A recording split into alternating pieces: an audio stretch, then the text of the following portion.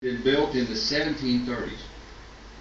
It was the hereditary home of the Lees, but it was not Henry Lee's home. The home had belonged to his cousin, Thomas Lee.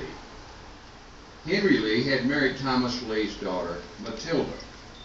Henry and Matilda had lived there. She bore 4 children to Henry, 2 of whom survived, Henry Lee IV and Lucy Grimes Lee. When Matilda Lee died in 1790, the home passed to Henry IV, their surviving son, still a minor. Henry and his children continued to live in Stratford Hall. In 1793, Henry married Anne Hill Carter, an heiress of the immensely wealthy Carter family of Virginia. Anne Carter bore 5 children to Henry Lee. The first, Algernon Sidney Lee, died when he was 10.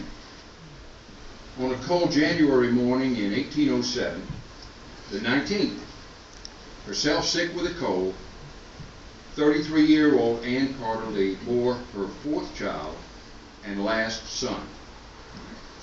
She named him after 2 of her brothers, Robert and Edward Carter. She named him Robert Edward Lee. Amen. Henry Lee, Light Horse Harry Lee, had been a hero of the Revolutionary War, the most famous cavalry officer in the Continental Army. He rose to the rank of Major General. He was 3 times governor of Virginia, but he couldn't handle money. He lost everything he had and everything that Anne Carter Lee brought into the family. In April 1809, when Robert was barely 2, Henry Lee was jailed for debt. He was released, but then jailed again. While in prison, he wrote his Memoirs of War in the Southern Department. He hoped that the income from the sales of his book would restore the family fortunes. They did not. In 1810, when he had been released a second time, Henry IV had become of age. He was now 24, and he was the master of Stratford Hall.